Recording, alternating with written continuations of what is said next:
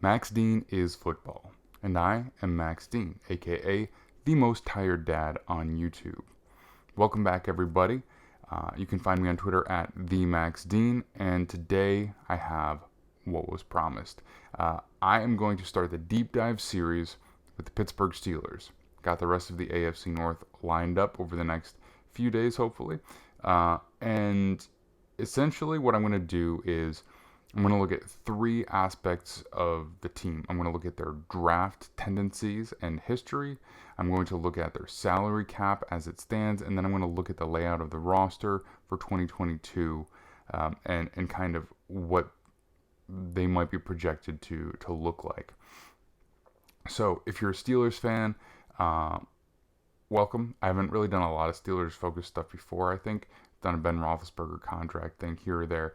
But the idea is that if you're finding me on YouTube, you're going to be able to find the draft, cap, and roster in three separate videos, probably around 15 minutes each. And if you want to listen to it in the podcast format without any of the graphics and stuff, then you'll probably get it all in one approximately 45-minute chunk. So this is the first one I'm doing. The Bengals will be next. And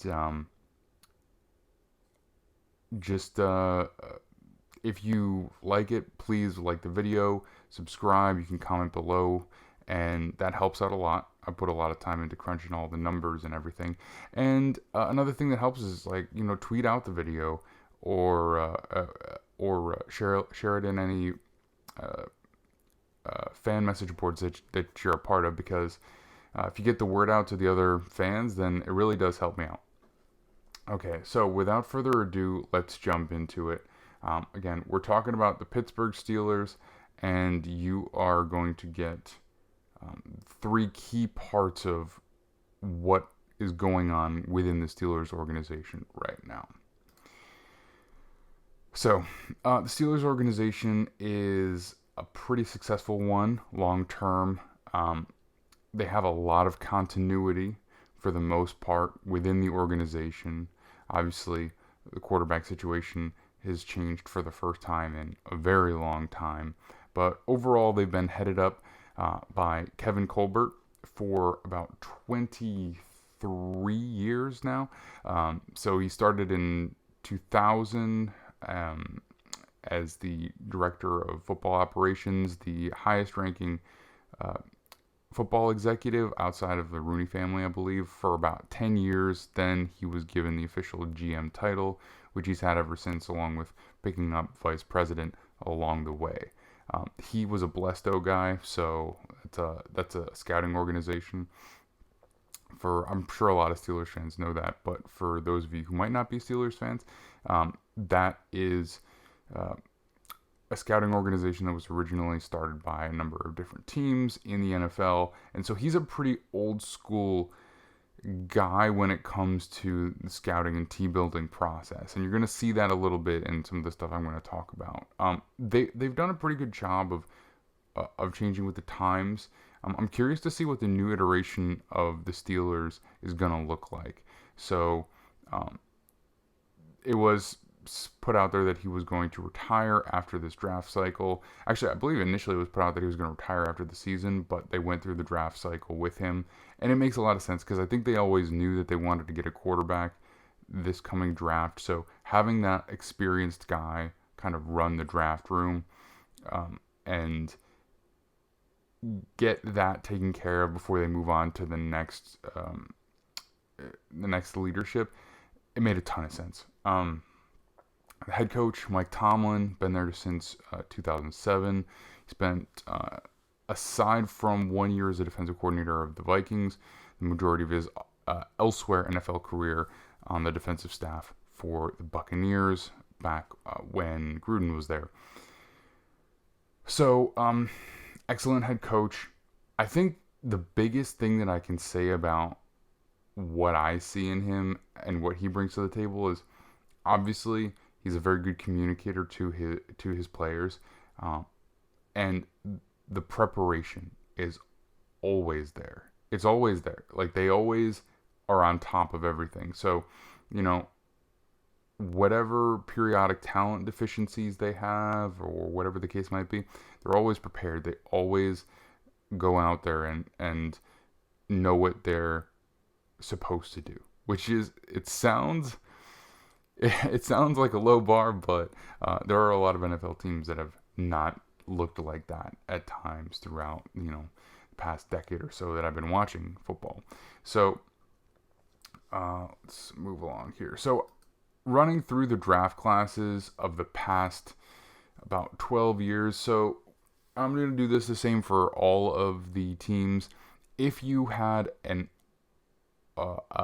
head of the organization who was there before 2011, I don't go back farther than that with the draft history stuff for a couple reasons. One, I think it's just it's so many players to go through, and it's a little before my time, kind of. But also a big part of it is a lot of tactics changed with player acquisition, with the change of the CBA that was signed in 2011. So I like to use that as kind of a stepping off point into the modern era of football. So you go back, you look through, this is the first 4 drafts that they had since 2011, and you see a lot of excellent players, guys that have contributed for a long time, whether it was with the Steelers, whether it was at a very high level or just a decent level, and among other teams. I mean, obviously Cameron Hayward has been a staple. So that being your first pick that we're even looking at here, that's a home run of a pick, and he's still playing very well at this point. A little older, obviously, now, but, David DeCastro played with them for a long time, was a very good player. Kelvin Beachum is still a starting tackle in this league. They have a history of getting offensive linemen in the later rounds. It's always a little risky, but they've done a pretty good job of it. Le'Veon Bell, obviously a big one. And then just guys that have just helped out and been part of the team and just cycled out after 3 or 4 years and just brought more and more guys in. Ryan Shazier was a really good player. Obviously, he got hurt. Or he had a pretty bad injury, I think, that pretty much ended his career. So that's unfortunate. Stephon Tuitt's been a very good player for them. A lot of these guys have had flashes. A lot of these receivers that they take in the second, third round, year after year after year after year. Martavis Bryant is one of those guys, and that's something that you see pretty consistently with them, especially even more so in the more recent years. You got a third round wide receiver in Marcus Wheaton. 2 years later, you have fourth round receiver in Martavis Bryant. Looking forward to 2015, you've got a third round wide receiver in Sammy Coates. Again, didn't really work out that well, but instead in 2017, Juju Smith-Schuster in the second. Then 2018, James Washington in the second. And I'll look at a couple more as we go forward, but I don't want to jump past all these draft classes too quickly. But Bud Dupree was a decent player for them, but they did turn around and come right back to the edge position in the following first round. Got TJ Watt. Has been essentially a franchise-altering player for them. He's one of the best in the entire league. He's been absolutely excellent. Their first-round selections over the past few years have not netted them quite what they had been hitting on earlier in the 20-teens. Artie Burns, not so much. Terrell Edmonds, yeah, he's back on a pretty low contract, but he hasn't been spectacular. Bud Dupree, they did hit him with a franchise tag, but then allowed him to move on. They have a tendency to try and re-sign their players as much as possible. The draft is really important to them for a couple of reasons. Obviously, one, it's the initial talent pool where you're drafting guys to play for you for 3-4 years, but also it's the primary talent pool from which you're signing guys to veteran contracts to be part of your team long term. A lot of teams say they want to do that. The Steelers have been pretty consistent with it,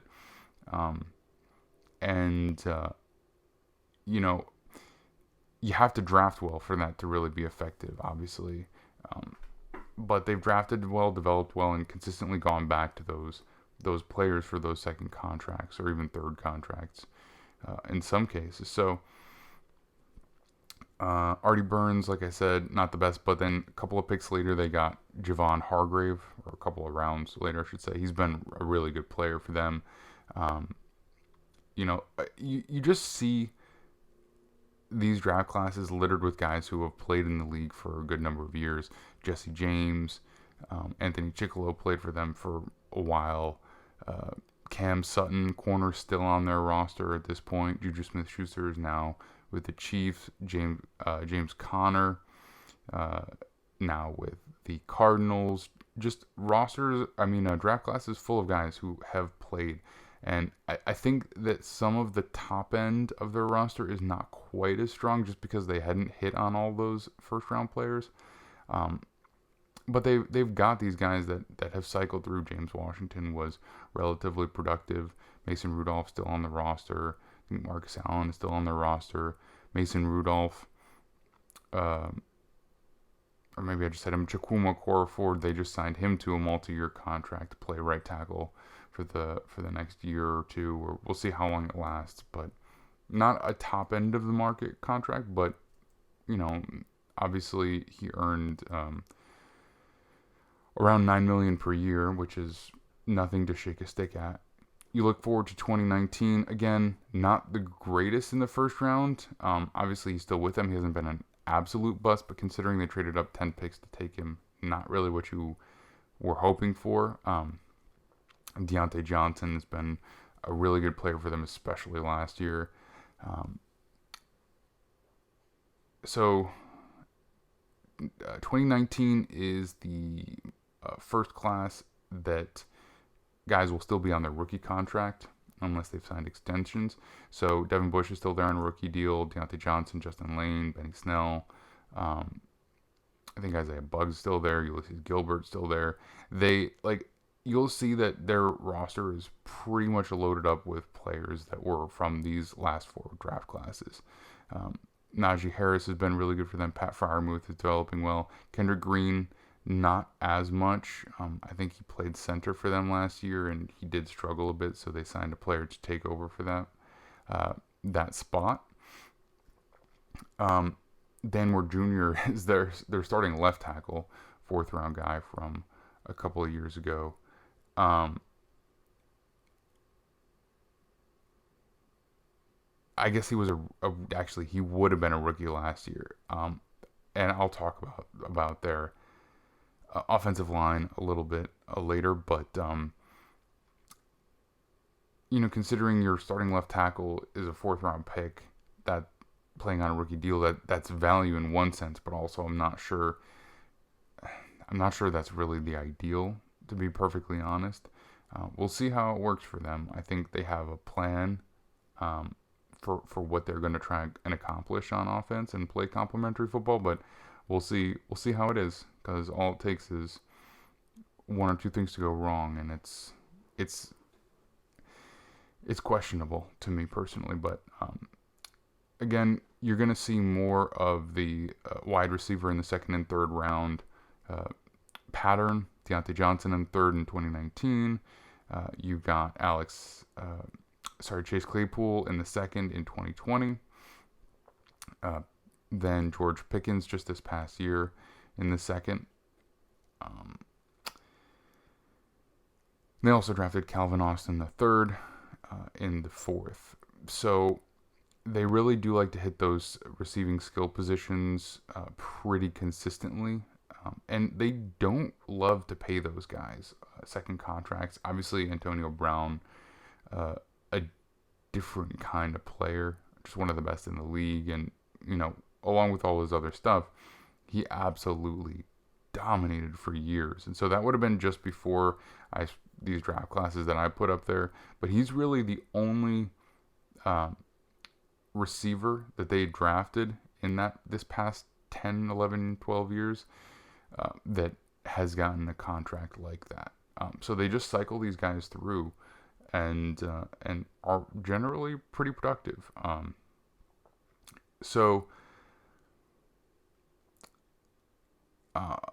in 2020, they had traded their first round pick to go get Minka Fitzpatrick from the Dolphins. So, I mean, just looking at what we've seen so far, a lot of successful drafts, not necessarily all home run drafts. We saw a little bit more of them earlier in the 2010 era. Now, just a lot of players just coming in and being able to be successful NFL players, if not stars.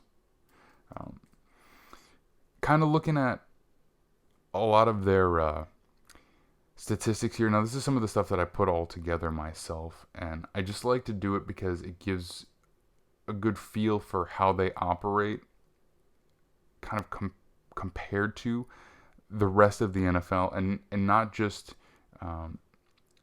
in a way where we're just saying, oh yeah, the Steelers always take this kind of player here, they always take this kind of player here. That they care about this. This is actually like data that will tell us really what it is that they're trying to do and what they value and what they care about. So real quick, what these are compared to, what these tendencies and statistics are compared to, are all of the other organizations who have at least 3 years with the same leadership. So any franchise that's had at least 3 years under the same current general manager, they're factored in, and there's 22 of them here.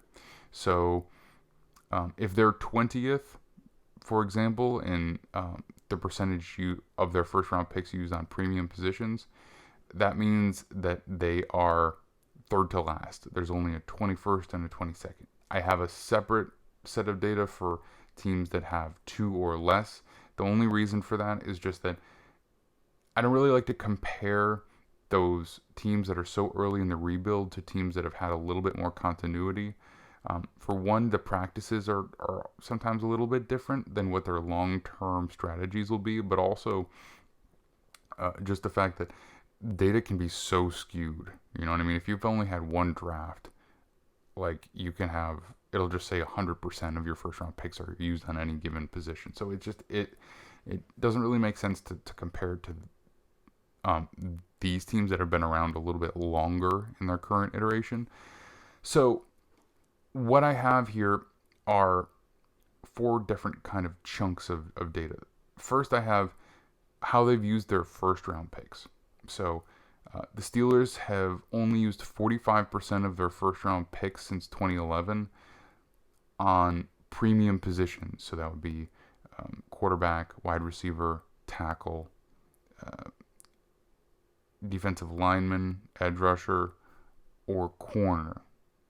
Now, different people might tell you different things, but if you look at how positions are paid generally for veterans in the NFL, those are pretty consistently the premium positions, if you will. So at 45%, they're 20th, which means they're the least concerned about hitting those premium positions versus a lot of other teams. Again, I'm not saying necessarily which one is right or wrong. I have my opinions, but you do see that tendency towards more classic ideology when drafting players, being more interested in the quality of the player versus specifically the position that he plays.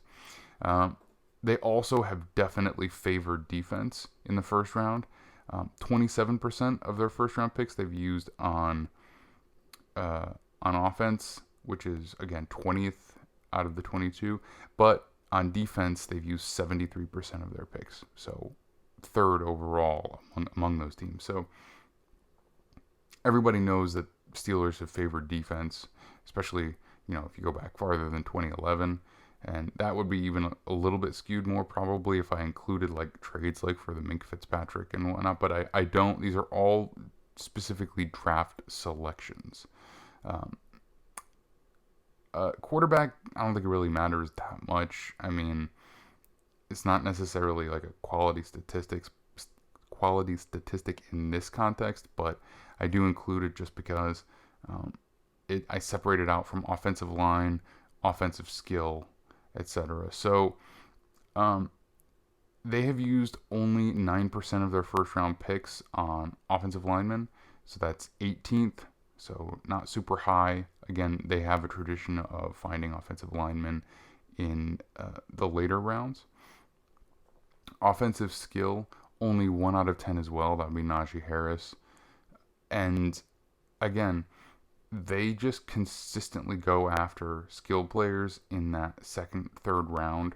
And they do it not every year, but they probably do it 2 out of every 3 years. They take a wide receiver relatively high, or perhaps a tight end if it's the off year for wide receiver. So they just don't do it in the first round, really. Defensive line, 36%. That's good for 4th out of those teams. And defensive skill, 36%, which is good for 6th, tied with one other team. So if you're looking at these graphics, you'll see, like, if you see 6th for the defensive skill there, that and the 2 after that means that they're 2 teams in 6th place. So that'd be the Steelers tied with one other team. So clear leanings toward defense in those early rounds. When you go down to premium rounds, those would be rounds 1 through 3. So it gives a few more data points there to look at. Now, they go up to 67% on premium positions in those first 3 rounds. So even though they don't care that much about premium positions in the first round, it looks like they just tend to go more for the best player available at a position of need. Once they have gotten all the way through the second and third rounds, they do put that premium on those key positions.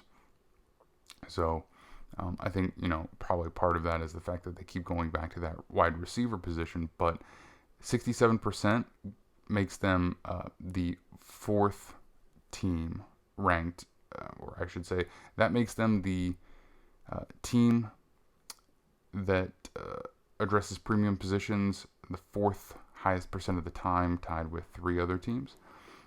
Offense goes up a little bit too, after prioritizing defense in the first round.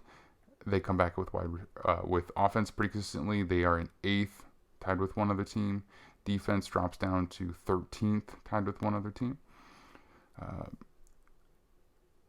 Offensive line, they still don't really hit that much. Only 14th, tied for 4 other teams. That puts them kind of in the 3rd quartile approximately of those 20 teams, so not super high there either. Offensive skill, 5th. You see that right there. 5th, tied with 2 other teams, excuse me. And defensive line, 9th. So they're relatively evenly spaced out, with a clear predication towards those offensive skill positions.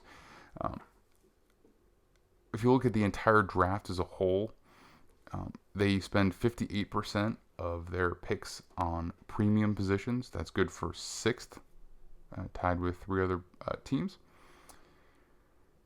They tend towards defense overall at 52%, which makes them 5th, tied with one other team. So pretty high there. Up to this point, their tendency has been defense in the first round, offense in those other premium rounds, and then back to defense for the rest of the draft. A lot of times you'll see teams who use more defensive players as their special teamers.